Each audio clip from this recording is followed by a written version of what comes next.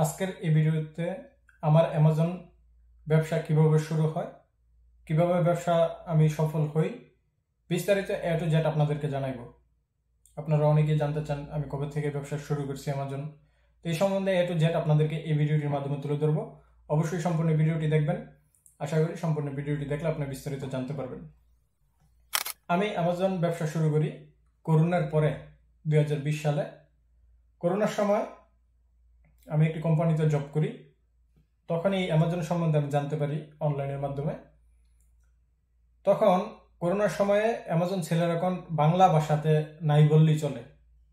বাংলা ভাষাতে আপনারা ইউটিউবে এখনই গিয়ে সার্চ করেন, আমার ভিডিও ছাড়া অন্য কেউ ভিডিও পাইবেন না।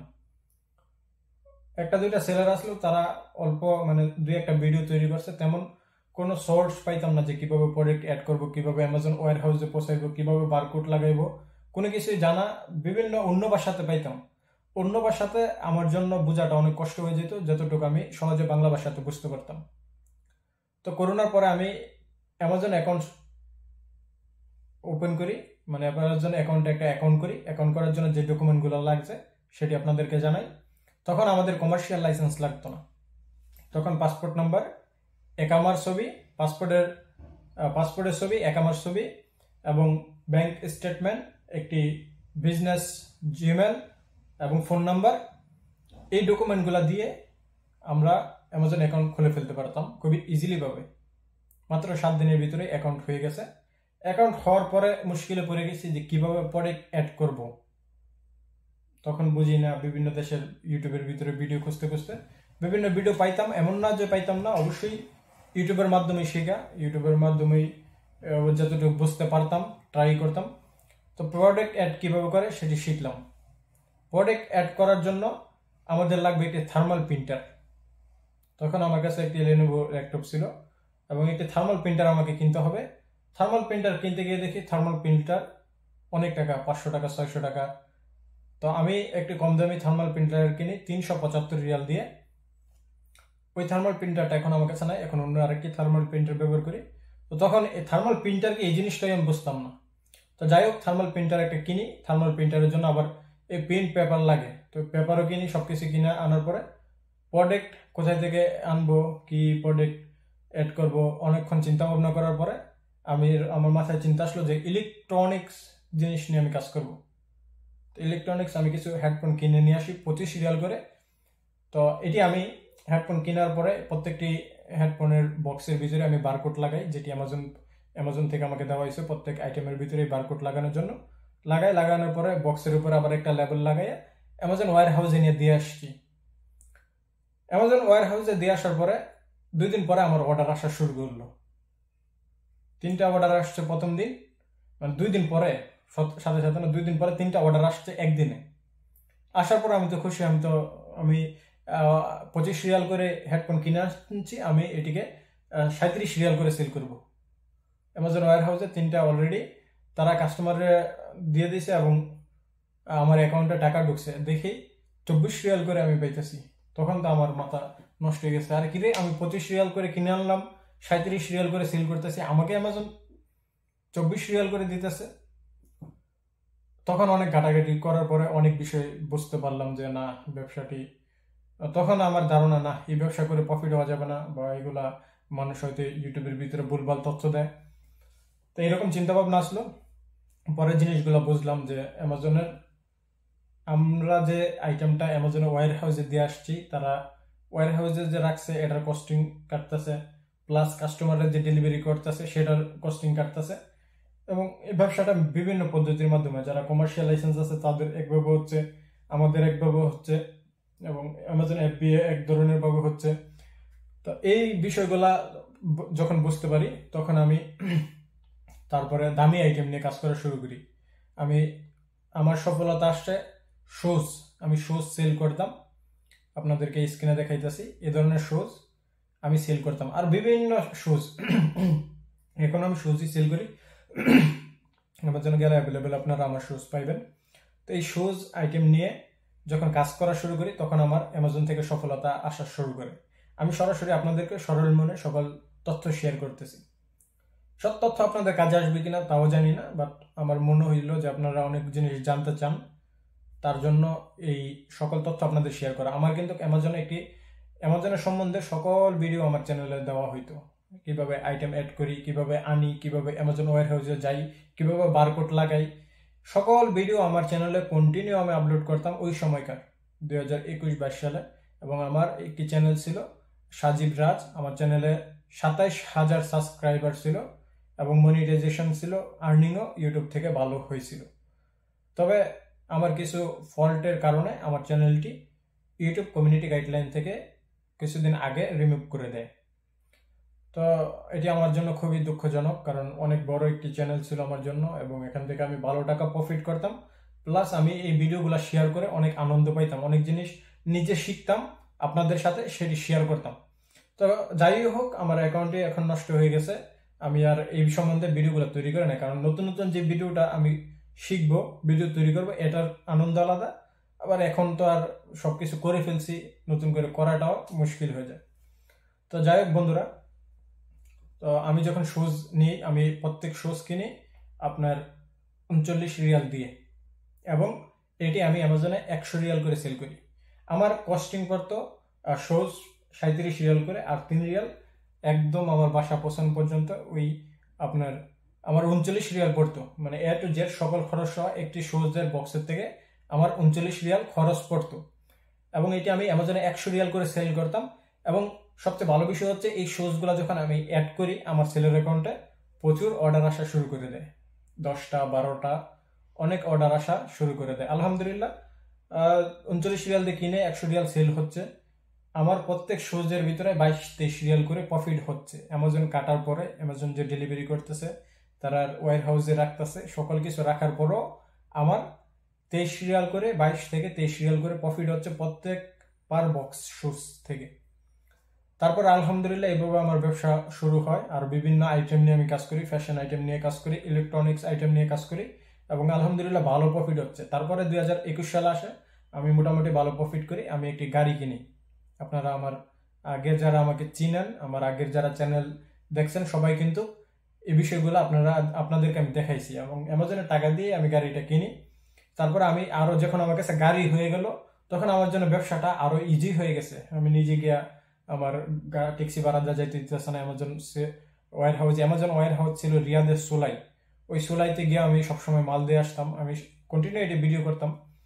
হয়তো অনেকে যারা এখন নতুন তারা চিনবে না, পুরাতন যারা অ্যামাজন সেলের ব্যবসা করে অনেকে আমাকে চিনে, অনেকে আমার সাথে সরাসরি দেখা করছে, আমি নিজে অ্যাকাউন্ট খুলে দিছি অনেকের। এরকম অনেকেই হয়তো আজকের এই ভিডিওটি দেখবে, উনি অবশ্যই কমেন্ট করে যাইবেন ভাই যদি আপনি দেখে থাকেন।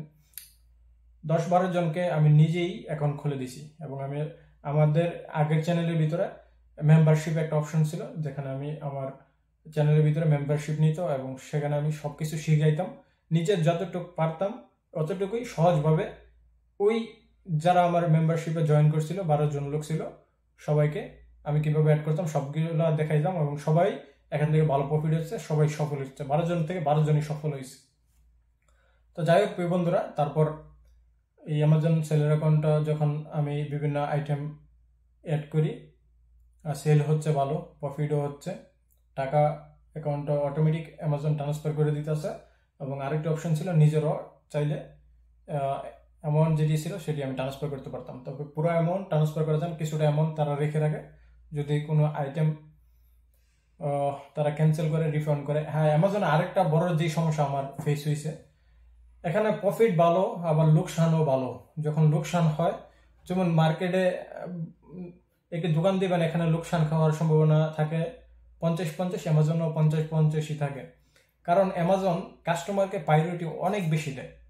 একটা সেলার থেকে কাস্টমারকে প্রায়োরিটি এত বেশি দেয় যে এটা যার অ্যামাজন সেলার অ্যাকাউন্ট আছে সেই বুঝতে পারে।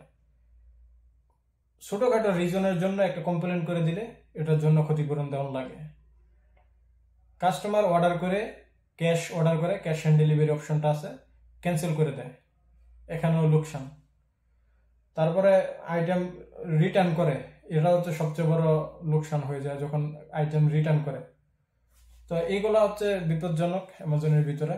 এগুলা সবকিছু মিলেও ভালো প্রফিট আলহামদুলিল্লাহ। যারা এই করোনার পরে যারা ব্যবসা করছে তারা তো ভালো টাকা আর্নিং করছে, এটা আমার নিজের দেখা, নিজে দেখি, নিজে করছি, সবাই করছে।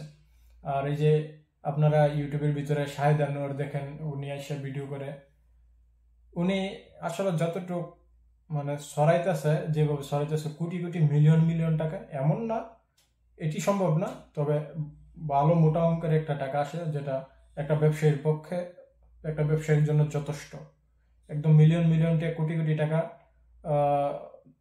অ্যামাজন লয়ে বয়ে রয়েছে না, যে কেউ গিয়ে নিয়ে আসবে, অ্যামাজন সেলার অ্যাকাউন্ট খুলবে, প্রোডাক্ট অ্যাড করবে, বেচা শুরু হয়ে যাবে।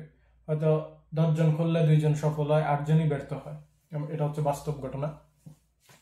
তো প্রিয় বন্ধুরা, যাই হোক, অ্যামাজন শাহিদ আনোয়ার কেন এত প্রমোট করে? শাহিদ আনোয়ার যে ভিডিও তৈরি করে, প্রত্যেক ভিডিও থেকে লক্ষ লক্ষ টাকা ইনকাম করে। তো এটি হচ্ছে ওনার, আমার যেটি মনে হয় আর কি, কারণ আমি নিজে যেহেতু আজকে 2020 আর 25 5 বছর অলরেডি রানিং আমি অ্যামাজনের ব্যবসা করতেছি। হ্যাঁ, এখন অ্যামাজনের কিন্তু আমি কমার্শিয়াল ভাবে ব্যবসা করতেছি। আগে আমার পার্সোনাল আইডি ছিল, এখন কমার্শিয়াল লাইসেন্স দিয়ে কিন্তু আমি ব্যবসা করতেছি। আমি এখনো ফ্যাশন আইটেম নিয়ে কাজ করি, ইলেকট্রনিক্স আইটেম নিয়ে কাজ করি অ্যামাজনের ভিতরে। এখন অর্ডার আসে, তবে আগের তুলনায় প্রফিটটা অনেক কম, তারপরেও করে যেতে পারতেছি। কম্পিটিশন অনেক বেশি। আগে অ্যামাজন কম্পিটিশন অনেক কম ছিল, নতুন নতুন ছিল, মানুষও এই সম্বন্ধে বুঝতো কম, অর্ডারও আসতো, প্রফিটও ভালো ছিল। এখন প্রফিট কম প্লাস কম্পিটিশন অনেক বেশি। আমি যে আইটেমটা নিয়ে কাজ করি, দেখা যাইতেছে এই আইটেমটা আগে আরো 2-4 জন অ্যাড করে বসে রয়েছে।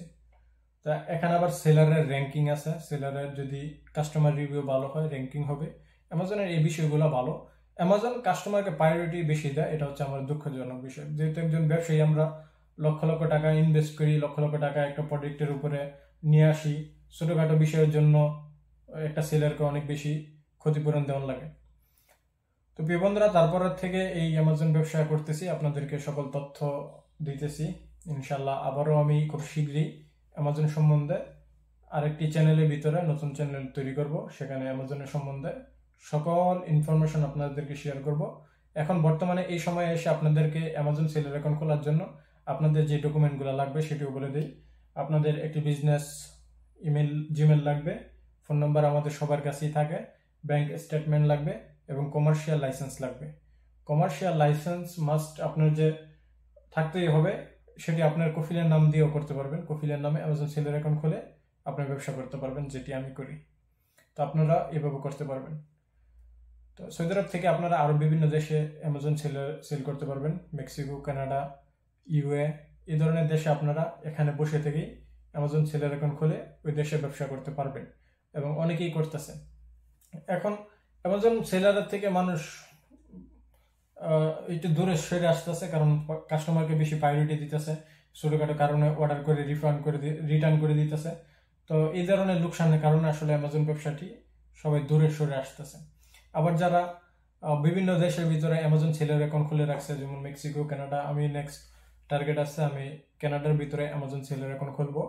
সেটি নিয়ে আমি ভিডিও তৈরি করবো, আপনাদেরকে দেখাইবো কিভাবে অ্যামাজন সেলার অ্যাকাউন্ট তৈরি করতে পারবো। সৌদি আরব থেকে বসে আমি কানাডার ভিতরে আমার আইটেম সেল করতে পারবো।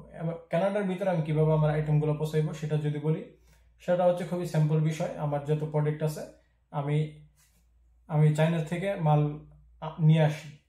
তো চায়নার যে সেলার আছে, ওই সেলারের কাছে যে বারকোডটি আছে সেটি আমি পৌঁছাই দিব। ওই সেলারই আপনার কানাডার ওয়্যার হাউসে সামানগুলা পৌঁছাই দিবে, এবং ওয়্যার হাউসে যখন পৌঁছাই যাবে তখন ওয়্যার হাউস থেকে অ্যামাজনই কাস্টমারের কাছে ডেলিভারি করবে। উন্নত দেশের ভিতরে এটি একটি ভালো হবে ব্যবসার জন্য। আমার নেক্সট প্ল্যানিং এটি, আপনাদের সাথে অ্যাডভান্স আমি শেয়ার করলাম। অবশ্যই যদি আমার থেকে কোনো অভিজ্ঞ লোক দেখে থাকেন আমার ভিডিওটি, অবশ্যই আমাকে পরামর্শ দিতে পারেন যে আমি এটি করা কতটুকু যুক্তিসম্মত হবে। আমার যেটি মনে হচ্ছে, কারণ সৌদি আরবের ভিতরে অনেকেই আমাদের আইটেমগুলা বেশিরভাগ আমি দেখলাম, মানে আমি সেলারগুলো যদি যারা ব্রাই করে কাস্টমারগুলো দেখি আজনবী বেশি। কাজেই আমি যখন মেক্সিকো, কানাডার ভিতরে সেল করব, ওইখানের লোক এখানকার ধারণায় একটু সভ্য হবে, একটু ভালো হবে, যে অযথায় অর্ডার করবে না, কাজেই জিনিসটা অর্ডার করবে। প্রয়োজন হলে তো রিটার্ন আসবে, যদি আমি আইটেম খারাপ দিয়ে থাকি সেক্ষেত্রে রিটার্ন আসবে। যদি আমি মানসম্মত আইটেম দিয়ে থাকি, যেটি যেভাবে আমি প্রচার করতেছি ওইভাবে যদি আইটেম দিয়ে থাকি, আমার মনে হচ্ছে যে সৌদি আরবের থেকে ইউরোপের দেশে আপনার আইটেমটা রিটার্ন কম হবে। যার জন্য আমার নেক্সট প্ল্যানিং হচ্ছে কানাডার ভিতরে সেলার অ্যাকাউন্ট খোলা। এবং আমি অনেক ইউটিউবার দেখি যারা অলরেডি সফলভাবে ব্যবসা করতেছে। কম্পিটিশন অনেক বেশি থাকবে এটিও জানি। অ্যামাজন আরেকটি বিষয় হচ্ছে, যারা অ্যামাজন ব্যবসাটি করবেন তাদের জন্য আমি যেটি বলবো, আপনারা কোয়ালিটিফুল জিনিস অ্যাড করার চেষ্টা করেন, যেটি মানে কাস্টমার রিপোর্ট না করে। কাস্টমার রিপোর্ট করলে অ্যামাজনে টিকে থাকা মুশকিল, কারণ টিকে থাকা যায় না বললেই চলে। কারণ অ্যামাজন কাস্টমারকে প্রায়োরিটি দেবে আপনার 80%, একটা সেলারকে 20%ও দিবে না। তো এই কারণে আমাদেরকে অবশ্যই কোনো আইটেম থেকে যাতে রিপোর্ট না আসে, কাস্টমারের কাছে যাওয়ার পরে যাতে কাস্টমার কমপ্লেন না করে, সঠিক প্রোডাক্টটা পেয়ে যায়। আর চাইনা জিনিস নিয়ে সেল করি, সেটা আমি মানে যতটুকু এটার কোয়ালিটি এতটুকুই প্রচার করি, এবারে এমনভাবে প্রচার না করি যেটি মানে প্রতারণা হয়ে যায়। সেক্ষেত্রে আপনি অ্যামাজন সেলার অ্যাকাউন্টে সেল করতে পারবেন না। অ্যামাজনের অনেক কমিউনিটি গাইডলাইন স্ট্যান্ড আছে, যেটি আপনি ছোটখাটো ভুল করলে আপনার অ্যাকাউন্ট দিবে, বন্ধ করে দিবে, সাসপেন্ড করে দিবে। তো এই ধরনের সমস্যা থাকে। তো প্রিয় বন্ধুরা, আজকের ভিডিওটি ছিল এই আলোচনা আপনাদের সাথে। আমার অ্যামাজন যে ব্যবসাটি শুরু করলাম সেই তথ্যই আপনাদের সাথে শেয়ার করলাম, গল্প করলাম, এতটুকুই জাস্ট। সবাই ভালো থাকবেন, সুস্থ থাকবেন। ইনশাল্লাহ আপনাদের সাথে দেখা হবে পরবর্তী কোনো নতুন ভিডিওতে। আল্লাহ হাফেজ।